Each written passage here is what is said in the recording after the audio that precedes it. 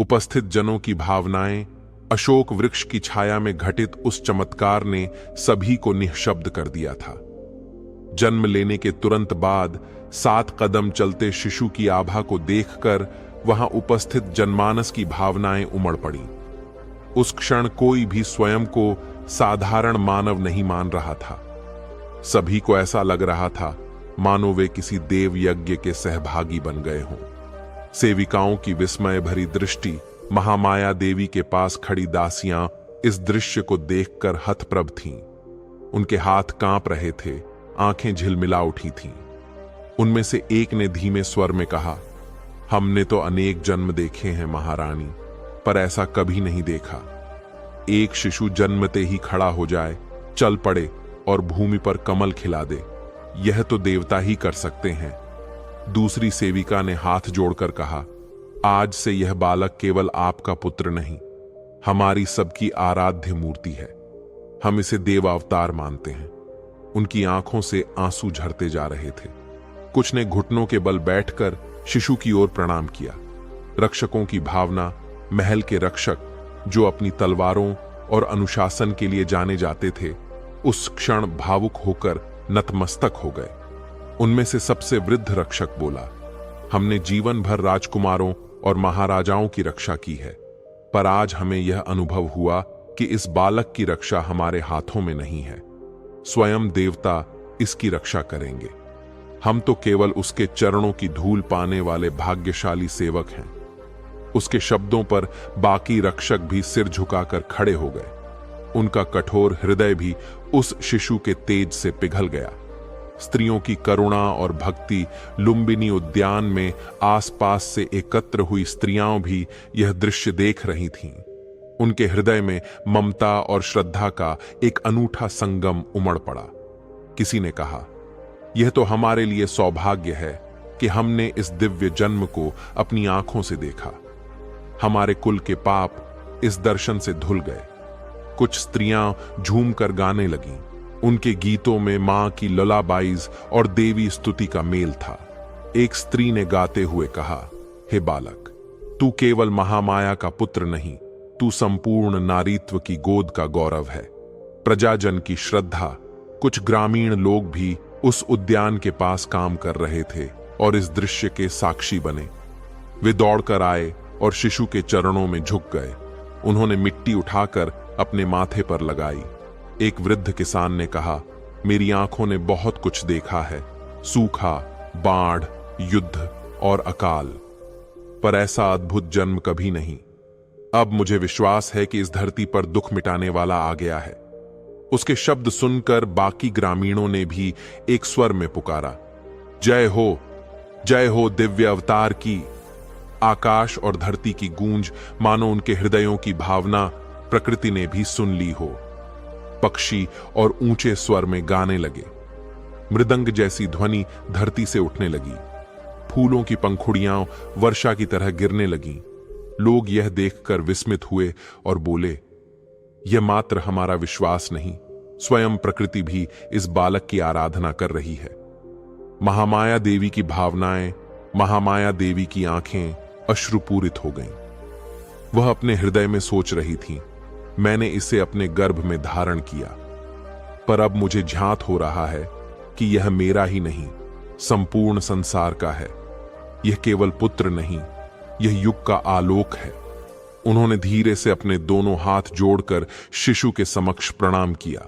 उनकी यह विनम्रता देखकर दासियाओं और प्रजाजन और भी भाव विभोर हो उठे।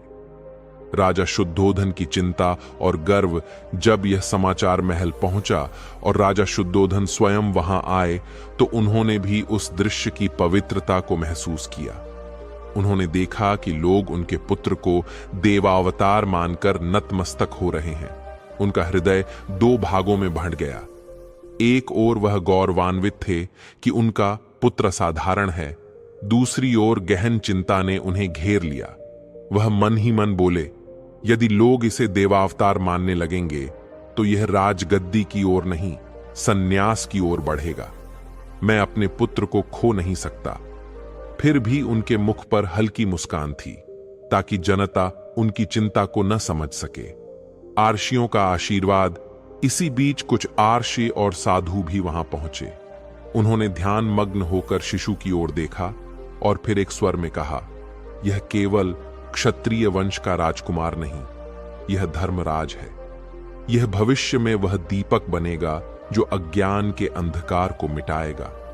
उन्होंने शिशु को आशीर्वाद दिया, हे बालक, तू युगों युगों तक करुणा और सत्य का मार्ग दिखाने वाला बने। सबके हृदय का रूपांतरण उस क्षण उपस्थित हर व्यक्ति के भीतर एक अदृश्य परिवर्तन हो रहा था।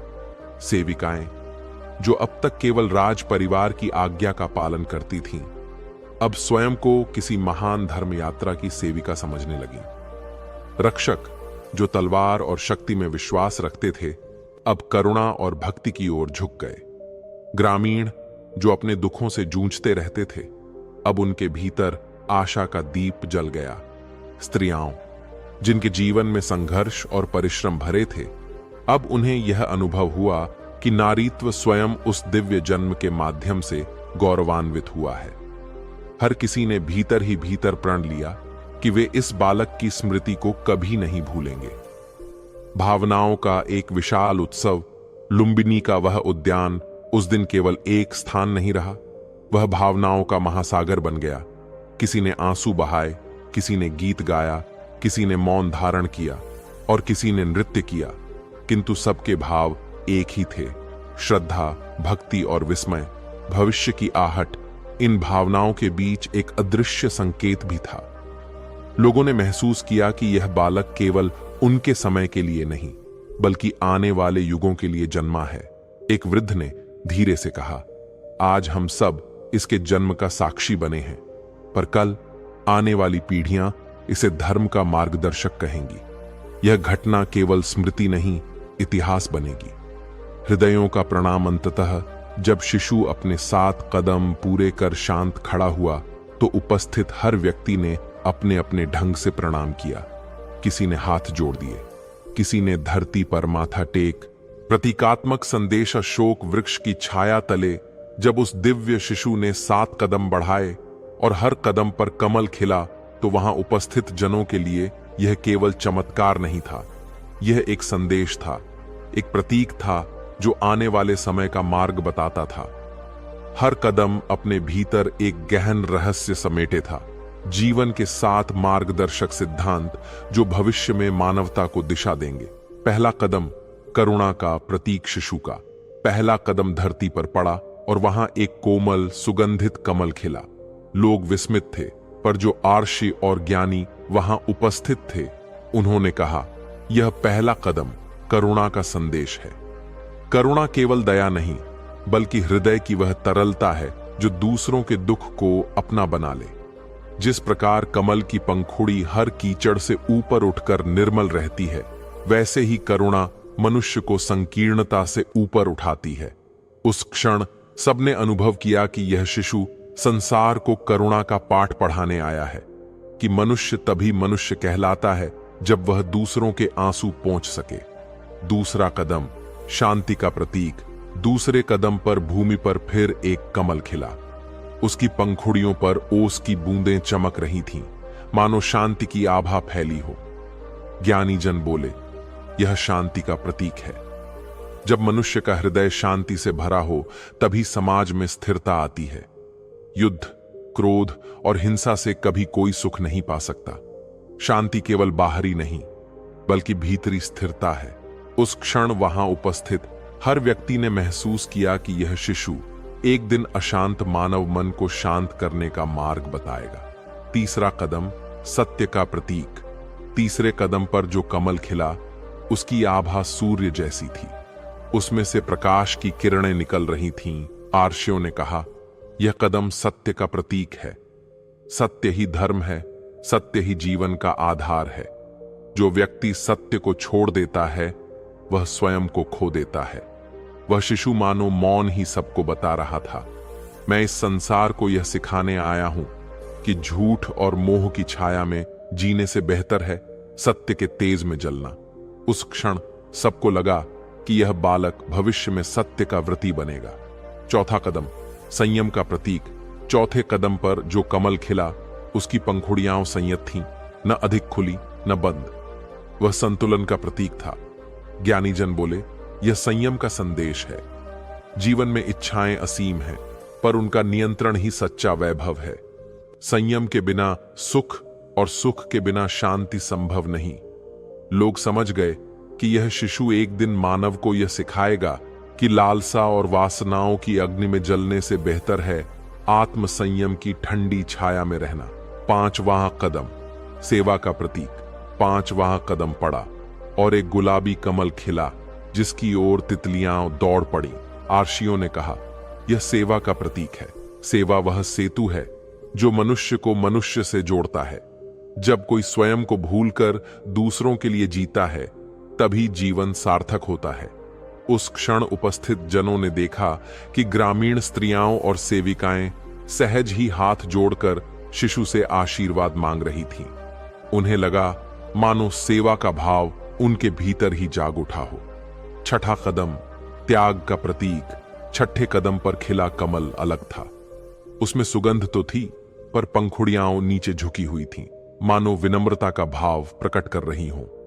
ऋषियों ने कहा, यह त्याग का प्रतीक है।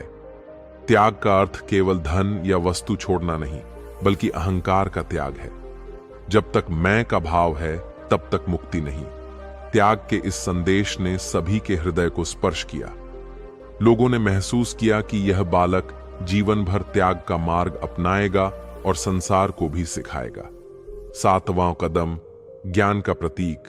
7वां और अंतिम कदम सबसे अद्भुत था। उस पर खिला कमल सुनहरी आभा से जगमगा रहा था, मानो सूर्य का अंश हो। उसकी किरणें पूरे उद्यान को आलोकित कर रही थीं। आर्षियों ने घोषणा की, यह कदम ज्ञान का प्रतीक है।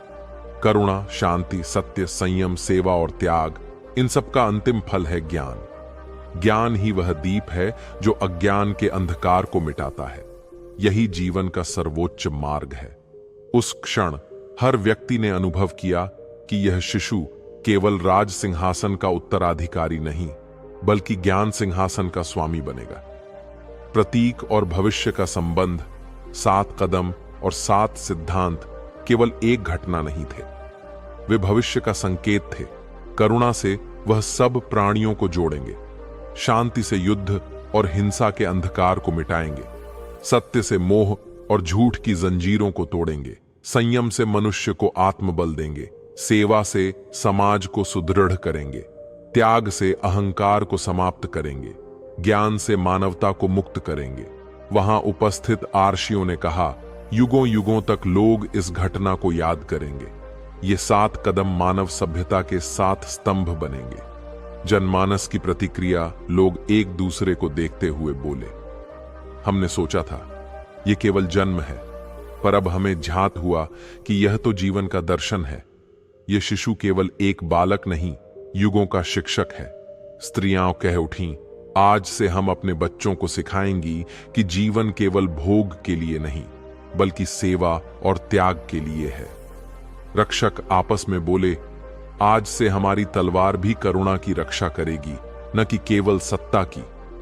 ग्रामीणों ने संकल्प लिया, हम इस बालक को देखकर अपने जीवन में संयम और सत्य को स्थान देंगे।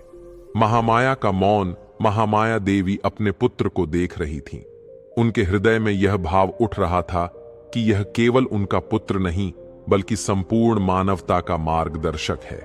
वह मन ही मन बोली, हे पुत्र, तू अभी शिशु है, पर तेरे हर कदम ने भविष्य लिख दिया है। तेरे जीवन का हर क्षण संसार के लिए एक शिक्षा बनेगा।